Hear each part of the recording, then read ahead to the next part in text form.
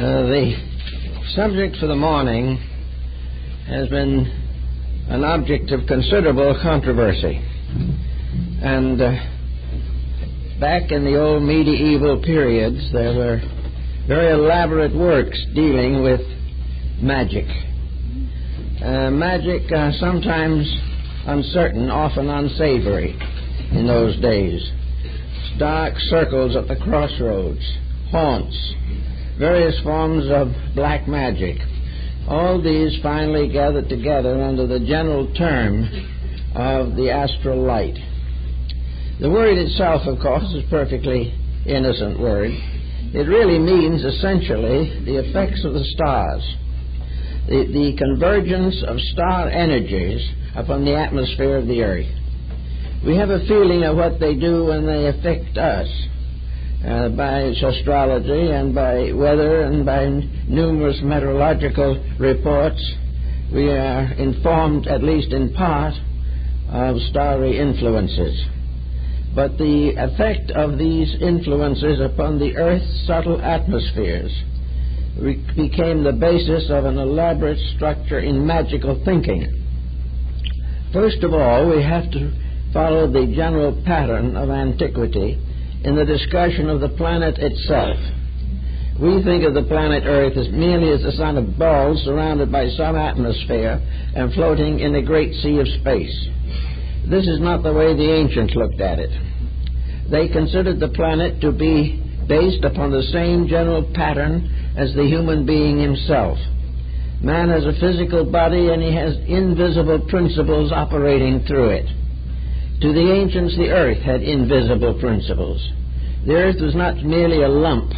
The earth was an organized structure, a structure that was capable of supporting life and passing through innumerable vicissitudes and changes of itself. There was not only a visible earth, but an invisible one. There was not only a physical earth, but there was a superphysical one. And the invisible structures of the earth, like the aura of the human body, were energy fields.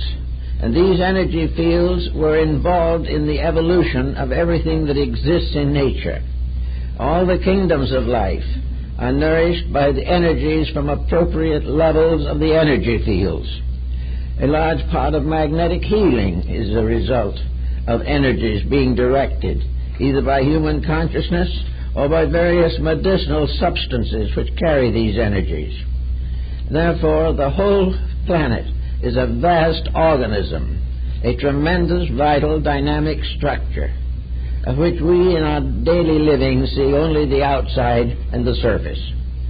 Beneath the surface is not just simply vast strata of rocks and volcanic forces.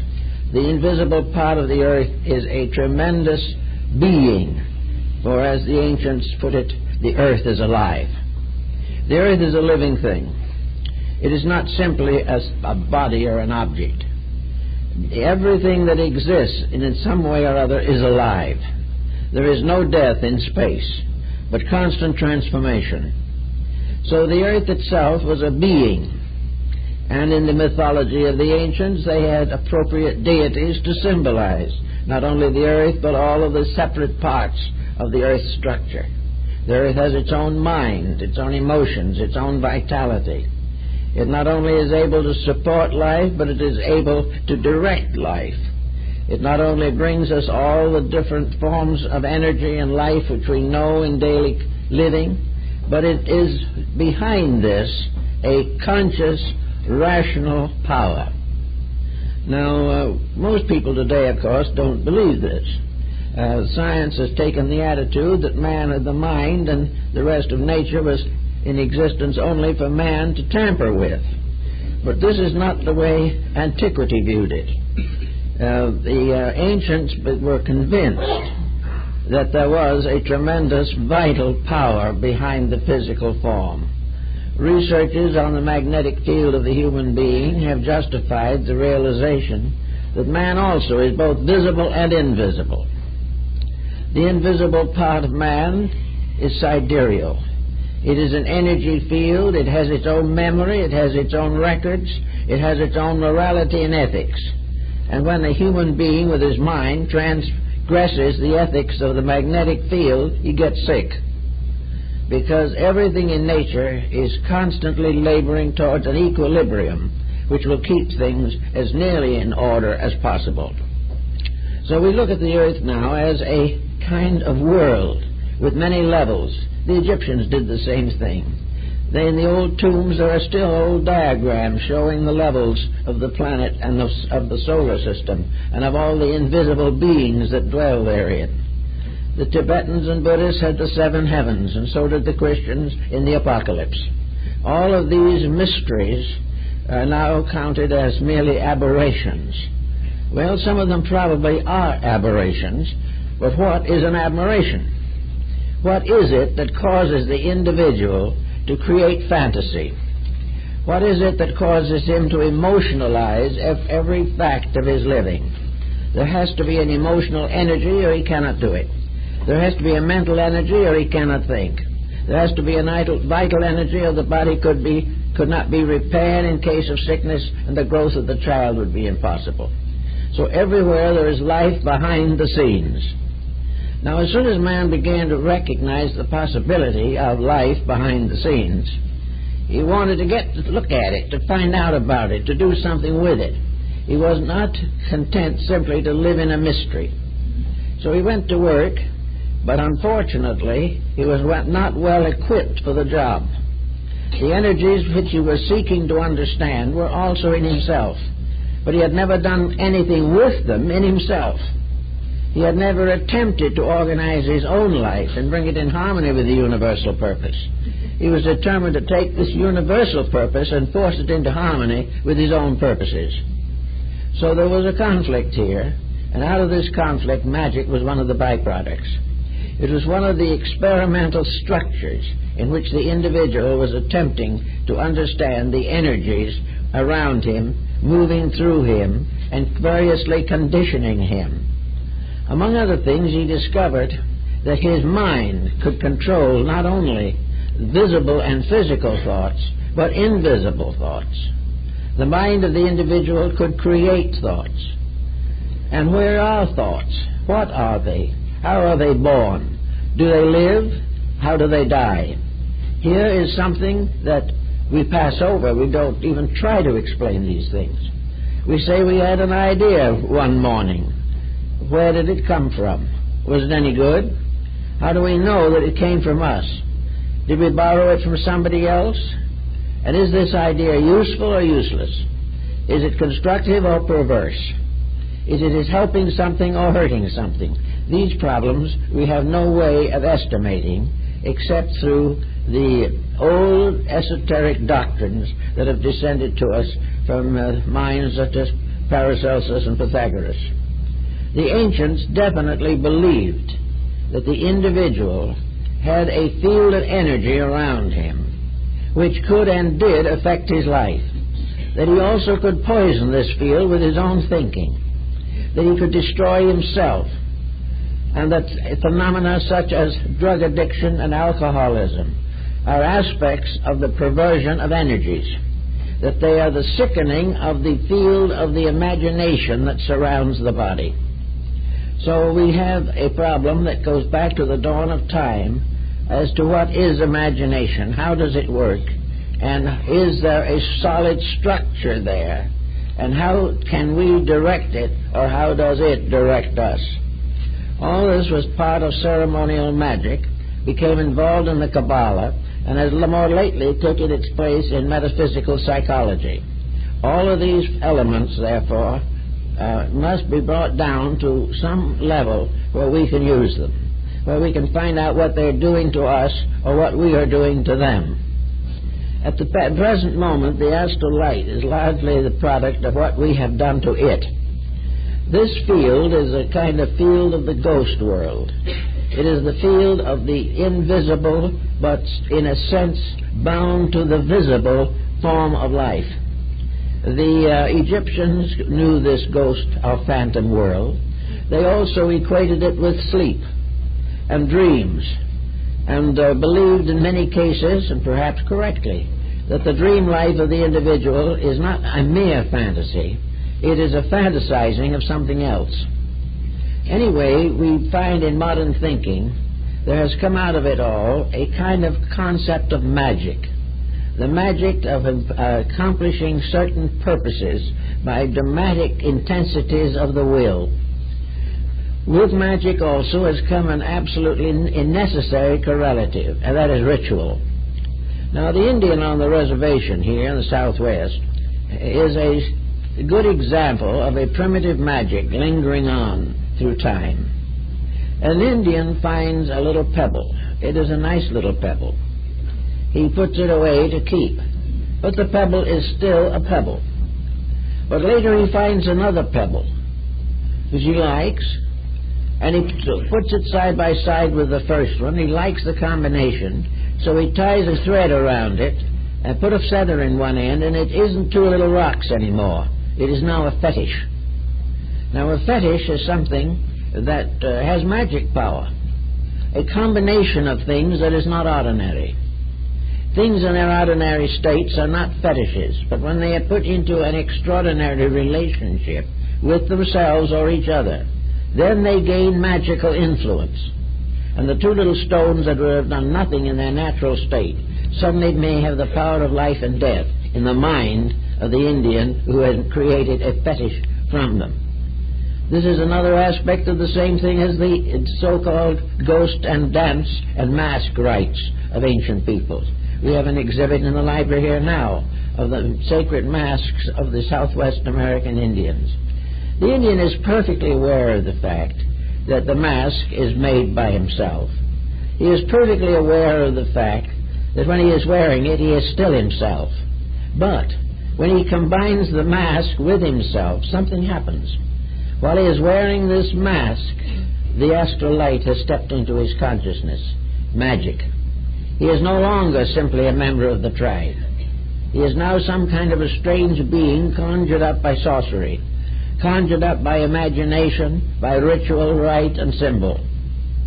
Therefore, the Indian, I've been up to where they put these dances on once a year, and a young Indian, for instance, with a mask, will be approached by his own family, his wife, his mother. But when he is wearing the mask, they will pray to him as a god. The moment he takes it off, he's back on earth. But in the midst of ritual, of magic, of transformation, something happens. Eliphas Levi, the French transcendentalist, says that these things are creatures of the astral light. There is something that is not really imaginary and yet is, something that gains a new dimension. In spite of the strange fantasy of it, we realize that this type of thing has been in religion since the beginning. One of the most common forms of this in religion is the relic, something that belonged to a venerated person, something that has healing power because it belonged at one time to the body of a saint or something of this nature. These things are extensions, and like the healings of various Christian mystical shrines, like St. Anne de Beaupré in Canada or Lourdes, this place is magical. It is magic because a strange story has been built up around it. This story transforms the commonplace into magic. Magic of ritual, magic of sacred accounts, legends, lore, and all these things suddenly transform objects of common usage into things extremely uncommon, things possessing strange and secret powers. Now, where do these powers come from? In a sense, they must come from believing. If you did not believe in them, they would not exist.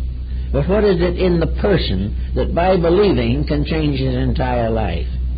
What is it that when an individual, for instance, is converted to a religion, that this conversion in words, the laying on of hands, or some symbolical ritual, suddenly transforms him? He has ceased to be a sinner and is becoming a saint. Some strange healing takes place from a source difficult to analyze. All these different mysteries seem to belong to an invisible realm that is very close to us, and which under certain conditions becomes available to us. a realm which perhaps we contact in sleep, in dreams, in nightmares, in trance, and under psychic pressures, as through a medium or something of this nature. There is some mysterious contact which suddenly changes the commonplace, that makes us believe things that in our more sober moments we would not believe. But whether they are sober moments or not, when they happen, even the skeptic is profoundly influenced. There is something around us that the ancients knew that changed things.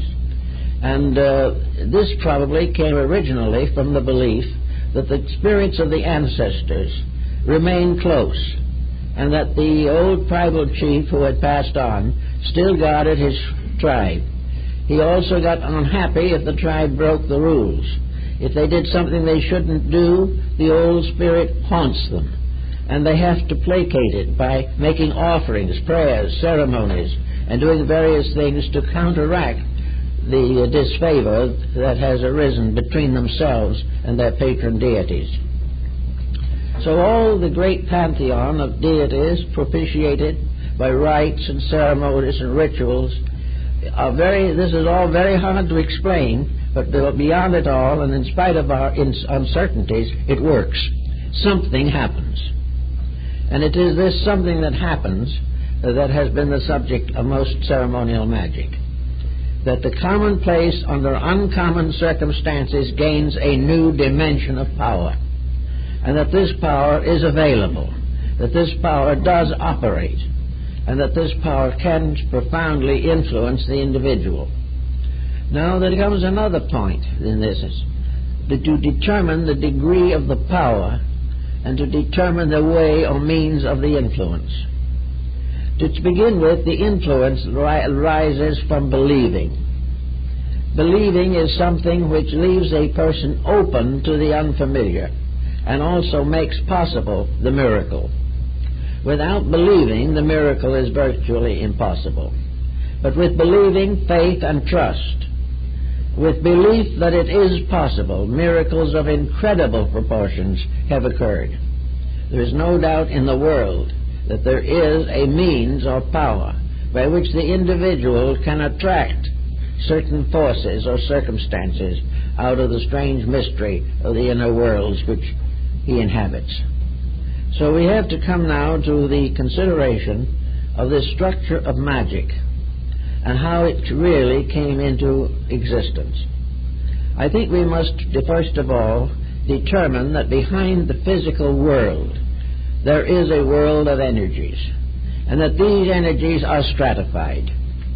That behind the physical body is an etheric energy, a kind of ether which permeates the body, and that much difficulty and sickness and sorrow and misery result from the defects which arise in the ether.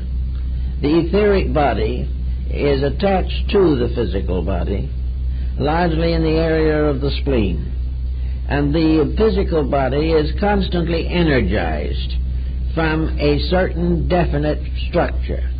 In other words, the energy that comes into the body of the individual is supposed to arise primarily from nutrition, from air, and from sidereal influences of one kind or another. Influences can also be communicated from one person to another, and an individual highly venerated has a much stronger effect upon others than one who is not so venerated. So all around us, believing is releasing, changing, moving energies. It is conditioning them for good or for bad.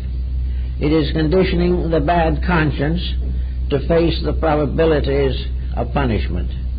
It is conditioning the dedicated mystic to the realization that sometime he will have all the answers to the questions that he asks. Everywhere a kind of mystical sympathy exists between things. And this mystical energy also relates to deity, for the most extreme and abstract of all problems is God. And God is the source of all life, and the universe is the structure through which this life is disseminated. Therefore, somewhere, whether we see it or not, is a great arterial system of energies. These energies moving from one level of application to another. One stream of energy feeds the trees and another one feeds the flowers. Everywhere, however, energy is supporting all things that live. Yet the energy apart from something that lives is definitely impossible to define. Energy can only be known by what it does. Energy can only be assumed to be real because without it, many questions could not be answered. So we have an energy field of life. This energy field is part of the health of each person. The energy disseminating through the body moves through all of the circulatory system. Some of this energy is in the tiniest cell or atom. Part of this energy gives us the power to think. Another part gives us the power to walk. All this energy of some kind is real. Now, we have long assumed, for example, that the body just takes care of itself, and if we feed it regularly, it'll take care of us. This is a complete lack of understanding, and it has very serious consequences because it prevents us from cooperating consciously and intelligently with the energies which do supply us the necessary elements of health and survival.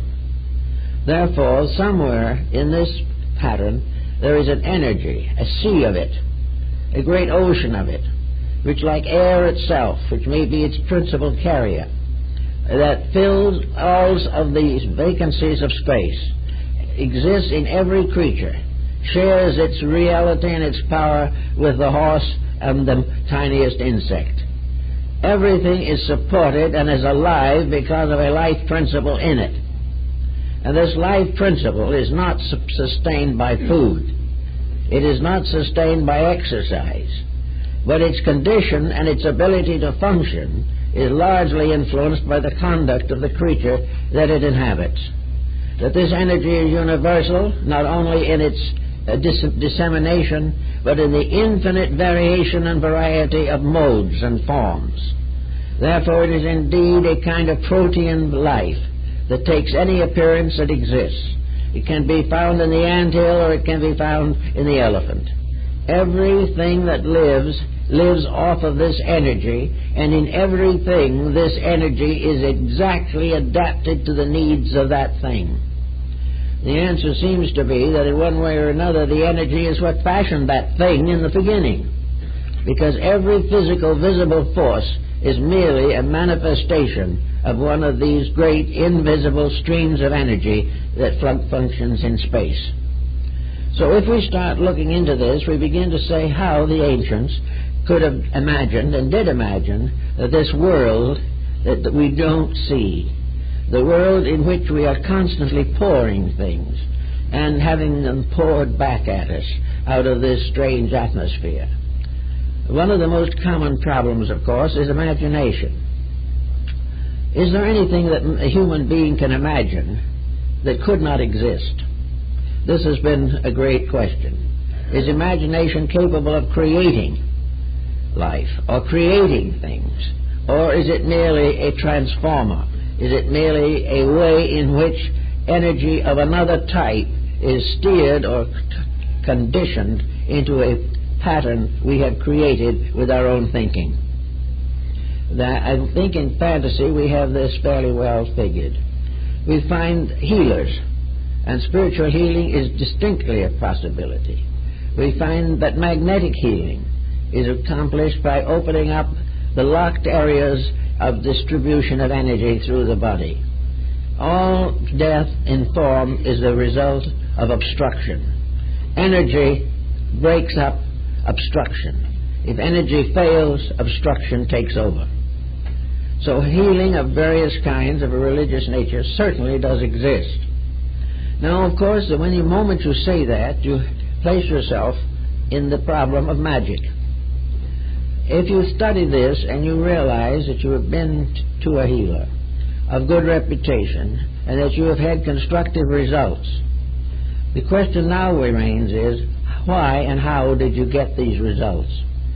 Did the healer actually give you a kind of healing that was separate from your own consciousness? Was it superior and absolute like a medication, something that is given to you? Or was the healing a stimulation of your own internal resources? It is probably a little of both. It is a little of both because under a belief we are capable of accomplishing a great deal. This is well pointed out in Oriental philosophy in the problem of Zen, where the entire development of the individual arises from the complete conditioning of his own psychic integration.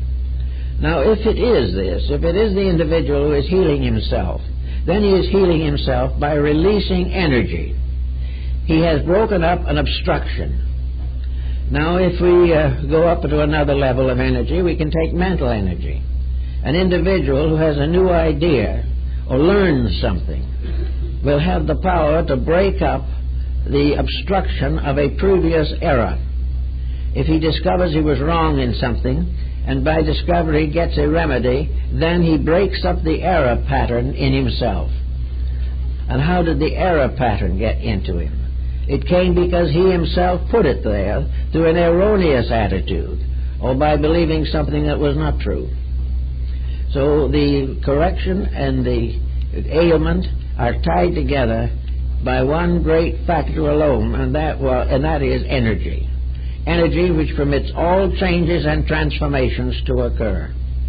Energy which changes the moral life of everything, results in the evolution of species, results also in the mysterious worlds of space around us. Energy, then, is a factor in all magic. It is life. It is something that can be steered. Now, there are two ways of steering it. One is the individual trying to adapt it to his own needs, and the other is a universal power adapting or adopting energy to its purposes through living things.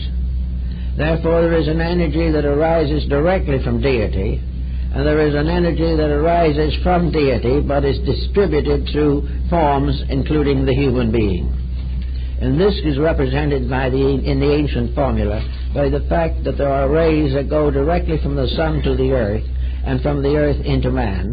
There are also rays that go directly from the sun to the moon and then are carried across to man from the lunar orb, even though it is dead, so-called. There is no thing actually dead. But the energy field of the moon is very slow in comparison to that of a live planet. So all these different things are happening in space, and in the midst of these rises the magician, the person trying to use magic. Magic being the adaptation of energy, the application of it to other forms than that which is most commonly assigned to it. The energy factor that says all things are possible. The energy that takes the poor boy into the great scientist, or takes the comparatively self-centered individual and makes out of him an economic giant. These things are all energy. Without the energy, he couldn't accomplish anything. But with the energy, he has something that adapts itself to the shape or purpose of himself. But there are laws governing this energy, and the individual does not normally know what these laws are. Therefore, he assumes that energy can be used as he pleases. And if he discovers new ways to use it, he is that more fortunate. Actually, however, energy is conditioned, limited, restricted, and specialized just as every other element in nature.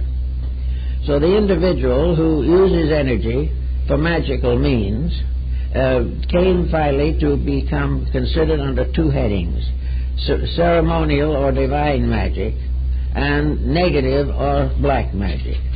White magic was the use of all energies for the good of all that lives. Therefore, white magic is the unselfish application of energies. Black magic is selfishness. Black magic is the use of understanding, wisdom, knowledge of secret matters, by means of which an individual can impose a tyranny upon someone else. So the use of energy has its own price, its own expense. its own bill that will be definitely brought to bear on the subject. In the problem of energy, then, now we'll go into a kind of an Egyptian phase of this, and we see the individual in a world of shadow forms. We have a term here, symbol, and there is an ancient art of symbolism. Now, a symbol is a picture of a motive or an idea or a meaning. It is putting a mysterious truth into the form of a picture. And this is also the same thing that happens in the case of the astral light. All action, all attitude, all feeling can be considered as pictorial. Everything that exists has a shape of some kind. Some of these shapes we can see around us in daily life. Some of these shapes impose themselves upon us in sleep as dreams and nightmares. Some of these shapes never appear to the physical world at all. Others are particularly limited to the abilities of psychics. But in every instance, every single thought or emotion has a picture, has a likeness of itself, a mathematical pattern, a geometrical balanced design which stands for it. All the symmetrical patterns are related to good or constructive things, asymmetrical to evil. All things that are good are beautiful. All things that are bad are ultimately hideous. We therefore always represent evil beings as monsters of one kind or another. And we are a little closer than we realize to the symbolism, because all evil is monstrous. All things which are destructive look destructive if the psychic or the clairvoyant has the capability of seeing them. Therefore, in the Egyptian philosophy, the world of the afterlife is filled with symbols. Symbols that have been brought into existence here. Symbols that represent conduct, codes of action, ways of doing things. And in the human being at the time of death, there is a ka, a particular level of being which contains or epitomizes these emblems, so that the ghost of the individual going into this other dimension takes on the appearance of its true nature rather than the appearance of the person and how they looked in this world. Consequently, the evil person slowly becomes symbolical of an evil arrangement of things. An evil picture, an evil monstrosity appears, which has no real existence as a monster, but is simply a true picture of the behavior of a living person now deceased. This living person, therefore, now deceased, remains either approximately human, going on until the re-embodiment, or it goes through a process of renovation, to the Egyptians at least. They believed that this ghost-like thing represented a level of the being, a kind of shadow, a symbol, an emblem. And in the afterlife, the individual remains for a time identified with this. Finally, the true person departs from the emblem, having overcome it through experience and through greater understanding, and ascends, and the ghost monster slowly disintegrates and into a kind of inferno in which there is no longer any life in it. The Egyptians and Greeks, however, believe that occasionally these ghosts were taken on by entities that are not human or might have been at some time, and therefore become obsessing or possessing spirits. And in black magic, like the case of Dr. Faust, we hear that ultimately his devil took him, and Faust was forced to face the consequences of his own evil deeds. Actually, though, the actual procedure, while it is symbolized in the diagrams of Tibet, where we find all kinds of beings, divine and monstrous, they are all parts of this vision period of the astral light. They are parts of things that are not essentially true, but are non-essentially present due to the complications of rational thinking or emotion. If, therefore, the individual having negative attitudes wishes to, in one way or another, misuse the psychic energies, or misuse the other forms of etheric vitality which they need to live with. If this happens, then trouble is bound to happen as a consequence.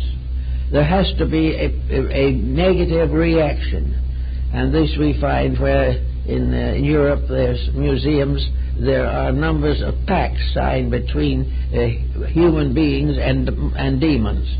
These pacts were that the demon should serve the human being, as in the case of Faust, for a certain number of years, after which the human person gave his soul to the evil one as compensation or as a payment of this debt. This type of thinking, of course, is not exactly possible of rationalization, but it does indicate that the individual believes that if he gains through evil some profit, some security or success, he is ultimately going to pay for it. That the evil which he uses for his own benefit will sometime turn on him and punish him. So all of these mysterious energy levels have a high ethical standing. They permit no misuse of any natural force or combination or pattern of forces without consequential punishment. So we have all this to think about, and then we come right on down to a little bit into our modern way of life and see what we can think through on this particular level. Being surrounded by energies that we need to live, we now begin to realize, simply in eugenics and hygienics, that these energies must be conserved and that our various attitudes in life must be correct, or in some way or another we are going to get into trouble. We're in trouble one way at the present time, particularly in the narcotics problem. As far as the scientist and the social worker is concerned, the narcotic addict is simply an individual with a weak disposition who has formed a destructive habit which will ultimately destroy him. This is, however, not exactly the whole story. In the old days, it would have been taken for granted that this type of thing is one way of selling the soul to evil. In other words, the individual who in weakness or in indifference destroys or damages his own body creates an attraction and the very habit-forming quality which he has become addicted to, cocaine or something of this nature, while he is still alive. A kind of vampire, a kind of incubus representing deceased drug addicts. They damage the etheric atmosphere and move in on the individual with a possessing power. And no doubt that many of the reasons that drug addiction is so difficult to break is that the individual is fighting not only his own weakness, but an obsession which has taken over part of his internal life. He has to break away not for himself, but for something that has moved in upon him like an obsessing monster. And this monster is probably a deceased person, still desperately desirous of having the narcotic or drug. All of this seems fantastic. It seems as though it might be sheer imagination. But whatever it is, the fact remains we're in trouble. The fact also remains that we are in trouble from only one cause, and that is the misuse of the vital resources that we possess.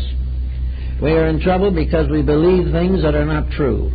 And by means of one type of energy, we create a verisimilitude for these things that are not true. In other words, energy can be wasted on a delusion. Energy can be wasted when we believe something that is not right. It can be moved to its own destruction when we attempt the impossible. And it is also undoubtedly true that it will give us trouble the moment our ambitions impel us to acts which are dishonest or dishonorable or selfish. Energy is moral. We have to recognize that this problem is one of ethics, that every misuse of energy is punished by that energy itself. The energy which is disappointed or abused is like a physical body that has been damaged by excess. the body finally turns and punishes the person who has abused it. Energies do the same thing. Emotional energies, feelings, will turn upon the individual who abuses them. The energy of emotion is part of the astral light. It is part of this mysterious invisible which performs visible functions. Therefore, hate is certainly a misuse of energy. All the different excesses, every unbeautiful or ignoble use of energy, any abuse of energy, is not punished by the body but through the body. It is punished because the abuse has damaged the balance of equilibrium. This abuse has damaged the flow of life force through the vital organs of the body. The body is damaged, but the thing that damages it is not the actual drug, although it's bad enough. The thing that's damaged it is the habit, the idea of dependency, or the belief that some false action is going to be rewarded with happiness or pleasure. This is a world today of ulterior motives. Everyone is trying to get what he wants. Everyone believes that his own desires are of first importance, and he is perfectly willing to sacrifice other people for the attainment of his own purposes. This is an abuse of energy. This is a misuse of the mysterious field of life in which we exist. It is also tied up with the karmic records that are carried from one life to another, for these records are carried in the magnetic fields, and the individual can and will in time find out the reason for all the things that happen to him, but not until he is able to stand this discovery without personal damage. So all these different factors work together, and in our problems of daily living we have to work out some solution.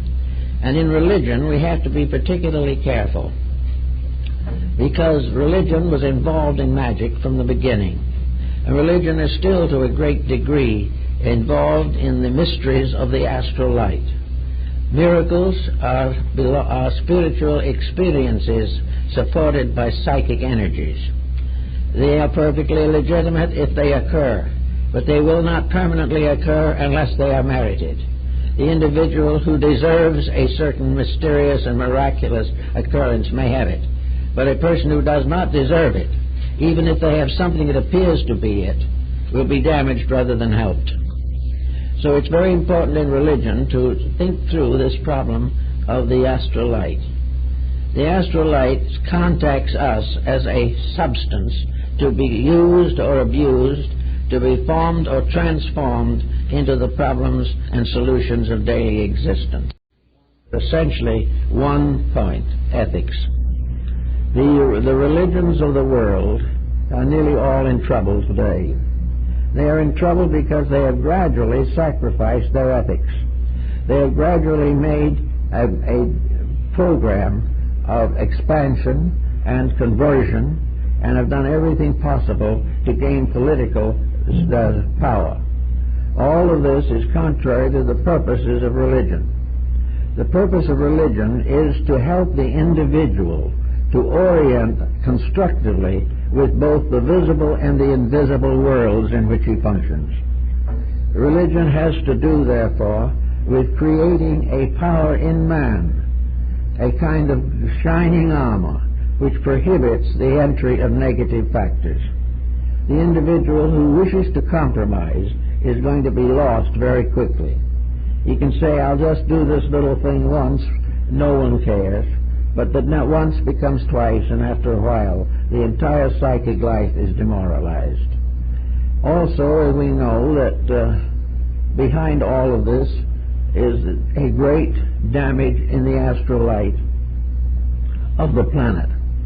We know, for instance, and as we're beginning to recognize now, that when we get naughty, when we do what we shouldn't do, nature gets angry.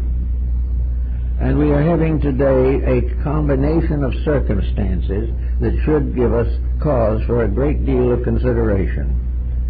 We have on one side ambitious dictators seeking to dominate countries and, if necessary, exterminate the population. And while they're hard at this, terrorist groups are out assassinating public personalities. And while all this is going on, volcanic eruptions and earthquakes are breaking out, tidal waves are rising up, cyclones are on the increase, and the temperatures and seasonal developments of the various continents are seriously affected. In other words, it's a general disturbance.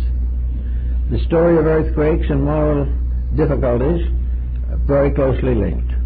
The story of moral difficulties and epidemics and plagues are very closely linked together. In the 12th and 13th century, the Church prayed for deliverance from the comet, the plague, and the Turk. And we're just about the same spot now.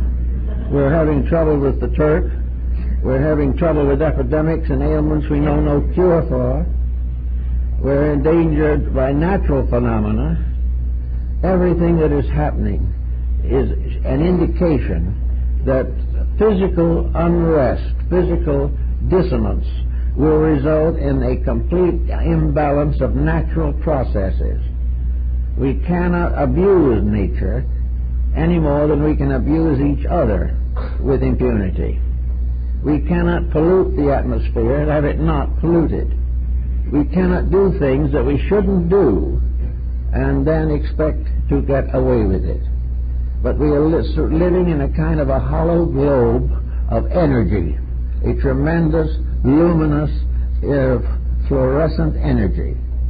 And this energy is adulterated and corrupted or strengthened and assisted by every circumstance of life.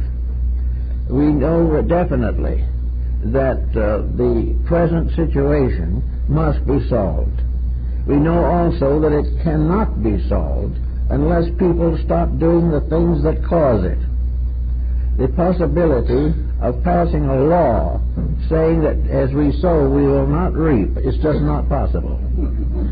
We have to take the punishment if we do the deed. Now, most everyone likes to overdraw their account so far as natural resources are concerned. We are unhappy when a bank goes bankrupt, and that's happening with unusual quantity at the present time. But we are becoming bankrupt too. And this bankruptcy of ourselves is far worse than the loss of the dollars. This bankruptcy of ourselves will and can destroy the equilibrium of the planet. The planet is alive, and the planet is getting tired, undoubtedly, of the nuisances that are inhabiting it. It is getting weary of being told constantly how we love each other and at the same time go out and kill each other. Nature is aware that we are not giving due consideration to the consequences of our own actions. And this is not only in connection with our constructive and destructive moral attitudes, but it is partly involved in the advancements of the sciences.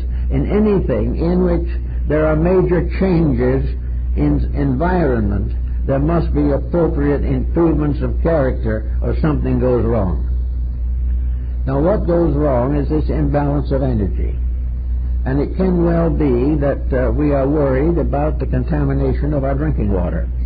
We are worried about the fact that the ocean can't carry all of the refuse that we have forever. We are worried concerning the artificial control of pesticides and so on to keep our crops coming in. These things are worrying us, but nobody does anything about it, really. They pass a series of laws in which they set up a new trouble to try to correct the old ones. But actually, somewhere in the line, the human being has got to realize that he lives in a universe of law and order. He lives in a world in which common sense exists in the atmosphere, even if it doesn't exist within man. When we find that we cannot do something, then we have to begin to think of making the changes in ourselves that are necessary so that we can survive. If we can't afford something, we cannot afford it, that's all. if we cannot continue some expansion program that is going to ultimately denude the earth and destroy its subfields, we will stop doing it. There is no other way. And there is nothing that can possibly prevent the great computerizing of life. The invisible world around us is the most perfect computer that we will ever know, because it can truly measure the fall of one sparrow. It can detect the mistakes and bring out the inevitable consequences. In almost every case, mistake is suffering. And if it isn't suffering immediately, it will ultimately be suffering. And somewhere along the line, we have to realize that health is the result of not causing suffering.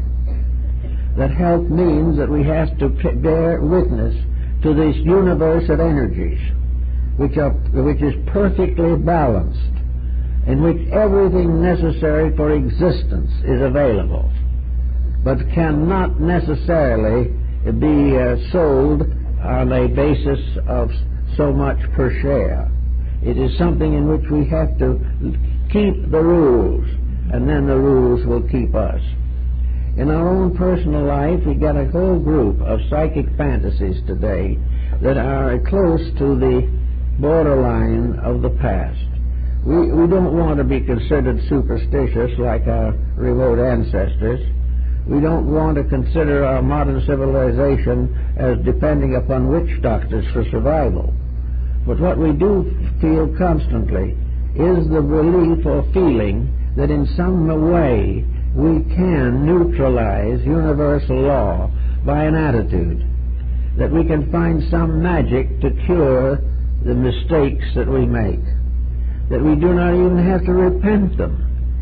And some religions have even gone so far as to glorify them, to tell us that these mistakes are perfectly acceptable.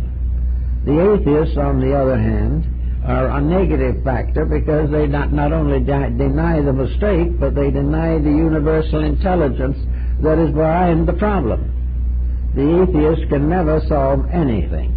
Atheism as a religion can never solve anything, because it gives us no basis of integrities upon which to build. The problem of the atheist always is that he has no internal inducement to improve. His whole inducement is to spread his own doctrines throughout a suffering world. He does not recognize the importance of having a firmness within himself that can strengthen him to be true to principles, regardless of what his theology may be. But when atheism destroys the realization of universal ethics, it is simply contributing to the general dilemma. Atheism is spreading, but not very rapidly at the moment. It is becoming more and more difficult to justify it. But not only do we have atheism with its negative attitude, but we have other people who believe firmly that we are here to do exactly as we please, enjoy anything we can get our hands on, and cheat our neighbor with impunity. We are living by a profit system in a universe in which there's only one profit, and that is virtue. We are living in a universe that is tied into a concept of universal cooperation. The function of these fields of energy can only be maintained by the cooperation of each of these different forms of energy and the beings and creatures through which they function. We know definitely that if we want to benefit from the tremendous reservoir of psychic strength that lies out there, that we have to deserve it, we have to earn it, and we have to use it wisely. Every perversion of energy will end in tragedy. And the most common tragedy, of course, is health, and the next most common tragedy is worldly goods. So we have to be prepared for this type of situation if we continue as we do now.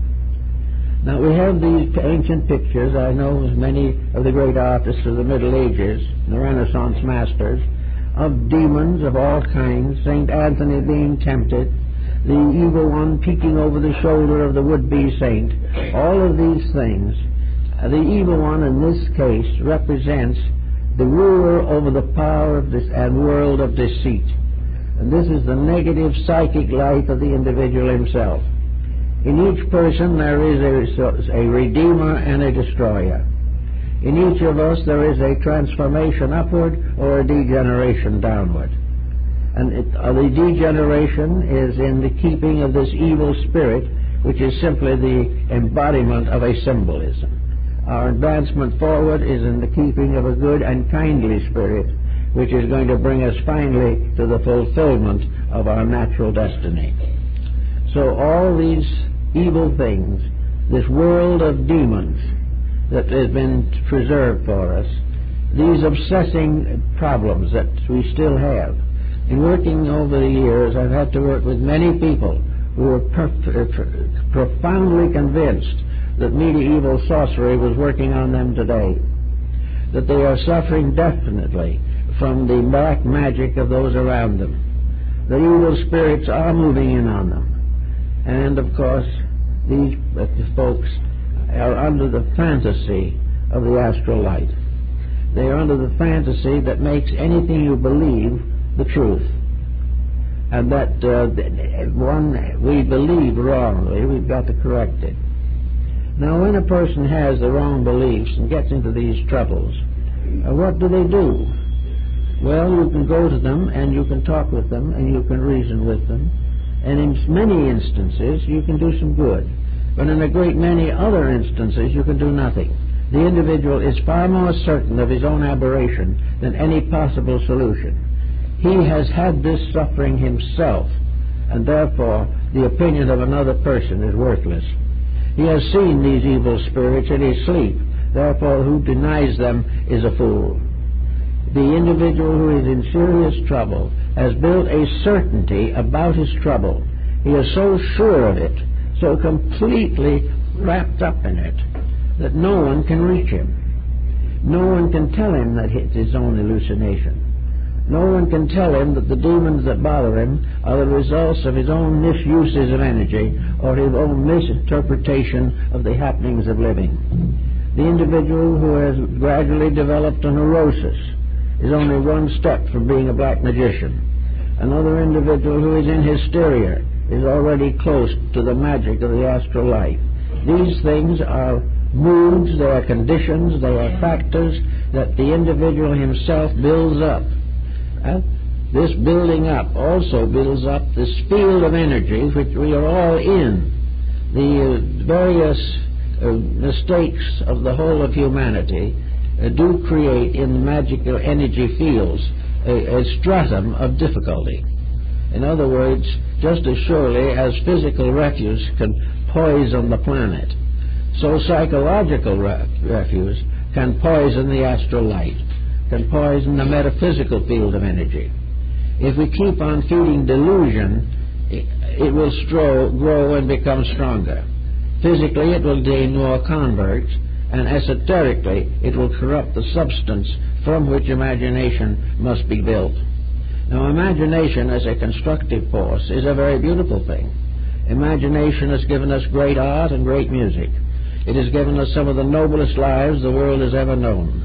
It has given us the dreams of a better life, but stronger dreams than we would otherwise ever have. Imagination is a very beautiful thing. But if this imagination turns sour, it turns the same way that the things we see around us. We see great music turning sour. We see a terrible noise taking the place of music. We find literature turning sour. The days of great writing are no longer venerated or respected. Nobody reads them anymore. In a very short time, motion pictures and television have gotten into very serious moral difficulties, simply because they did not have the courage to stick to principles. Everywhere we turn, decadence is the prevailing circumstance.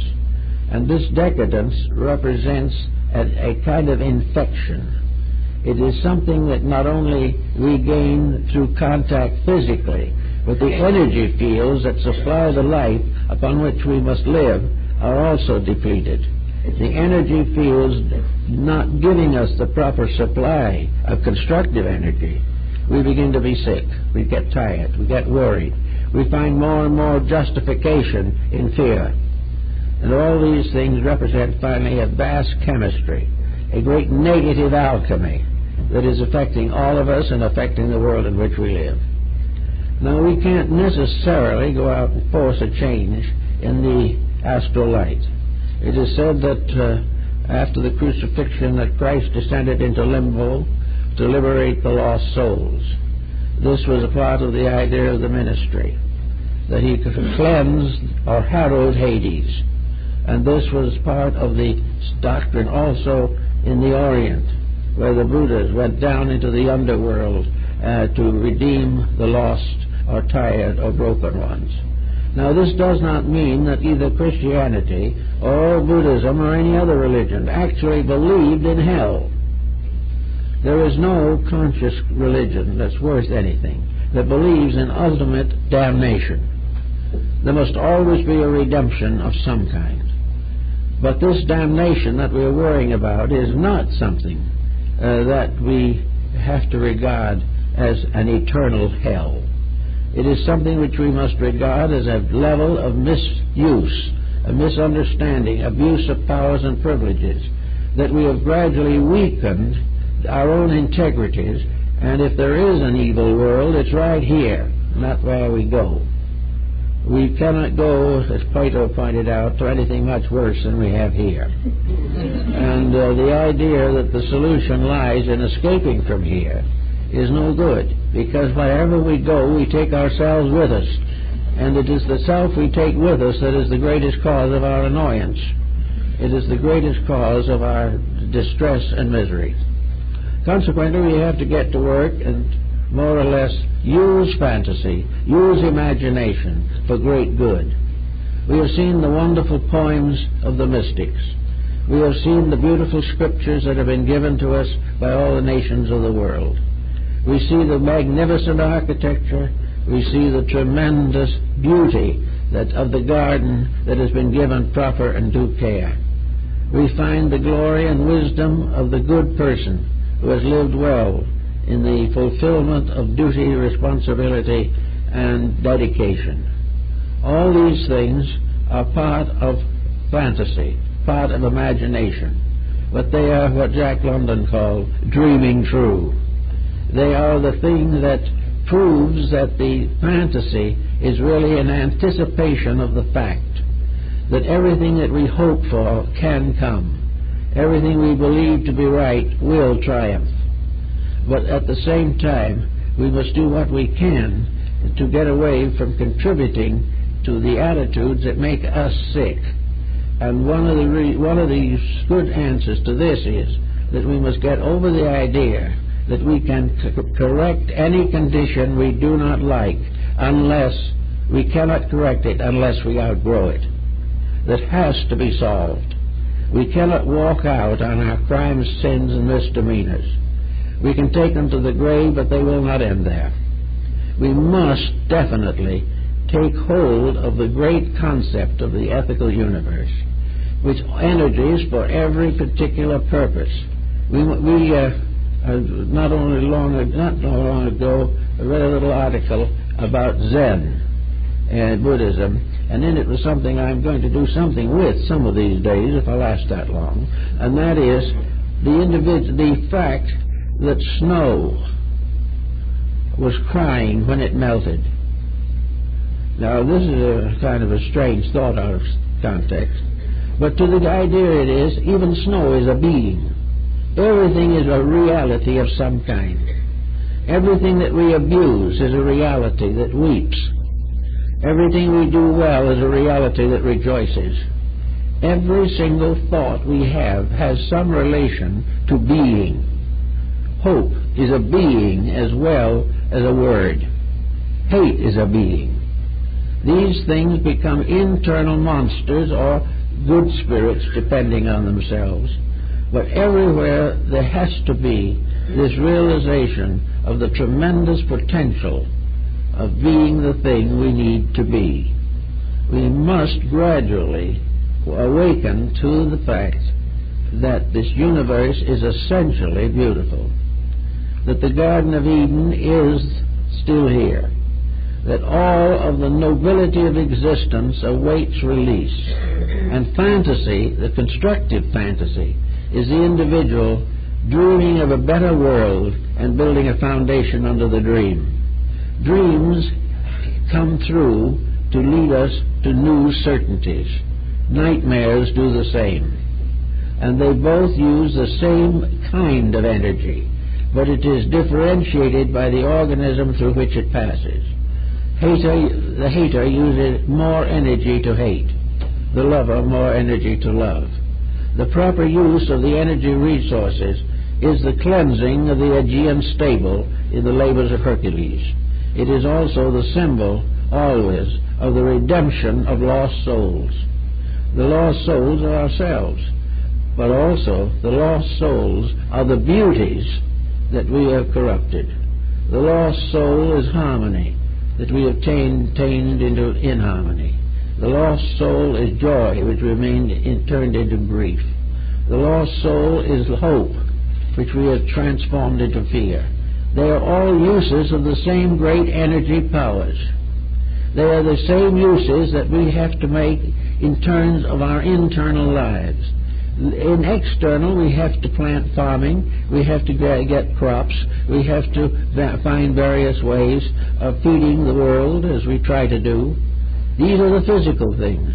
In the emotional world, we also have to have our crops, our sowing and our reaping. We have to build materials there that become part of sustaining the integrities of life. And these integrities are sustained in two ways, either from below or from above. As they are sustained from below when we create beauty and do lovely things and make wonderful poems and write great books. All these things inspire and lift the individual toward reality. On the opposite side, we have an inner life of dreams and hopes and aspirations, of love and affection, integrities. And as we cultivate these from above downward, the beauties of below come up to meet, and then we have a beautiful world. We have a world and things are done as they should be, and that we enjoy the results of this doing because it was something that we were intended to do from the beginning. There never was a time when the world was not supposed to grow. And now we have so many problems that it seems as though something more than ourselves must be to blame. We wonder whether or not the nuclear fission has rocked the foundations of heaven.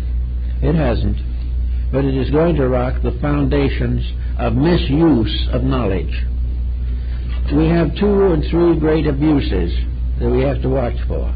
Abuse of knowledge, which can lead to the most terrible difficulties. Abuse of affections, the exploitation of the natural love of the individual, of beauty and personal affections. The cleansing of the personal affectionate relationships of human beings is absolutely essential to the final ending of war. It is a well-established home, with people sacrificing a little of themselves always for the good of the family, accepting responsibility with dignity, and working together without losing individuality. This makes the home, and this is what the nations are going to have to do to make a world that can survive. So all these principles work, and they work because behind the physical sources of good, there is this invisible source of energies which express themselves as we create bodies for them. A good thought becomes a body for a beautiful energy supply. The individual who wants to paint a beautiful picture and with prayerfulness and integrity and honesty asks a little spiritual guidance in the picture will get it. And the individual who asks only for corruption will get that also. So we have this strange world of fantasy, imagination, call it if you will, the world of the astral light, where thoughts are things, where moods are realities, and where things in this world seem very much less real than they do to us. But in this world of fantasy is the world of our hope for tomorrow. Fantasy, beautiful fantasy, is building tomorrow. Fantasy is creating the world that must be. It will come, but it will not come unless men dream it, unless human beings begin to realize the importance of it. When we use the natural resources of this world well, we will be secure. When we use the resources of this invisible realm around us, real and true, we will have peace of mind, we will have health, we will have natural and noble emotions, and we will have dedications to causes and principles that are worthwhile. The universe has everything in it, good, bad, and indifferent, so-called. The bad, however, is not a principle. The bad is a misuse. It is the result of constant compromising. It is the result of selfishness, ignorance, and fear. And these things can only be cured by the love of God, the strength of the mind, and the dedication of the life. These things together will solve most of these problems. They're not insolvable. They're simply things we pay no attention to. We just keep on going along, hoping the unpleasant things will go away. They will never go away unless we send them away, and the only way we can send them away is by transforming them. They will not leave us, but we can create a new body for them, by means of which problems become donations to our security and our future. Every problem that we have is a blessing in disguise. Every sorrow that comes to us is a great opportunity for the experience of divine peace and joy. All these things are things we have to change. And if we were just physical people with minds and things like this, we'd never change them. But because of this strange world of mysterious causes behind us, this infiniteness of ourselves, so that we are not really just little people wandering around in our own little homes and streets and cities, but we are symbols, we are points of energy in the world. And behind each one of us is an inconceivable totality, a reservoir of infinite strength, infinite beauty, infinite reality. If we turn it on, we will have it. If we turn it on honestly, the shadows will disappear. For there is not enough darkness in all the world to put out the light of a single candle. Everything can be the way it should be. Everything can be beautiful.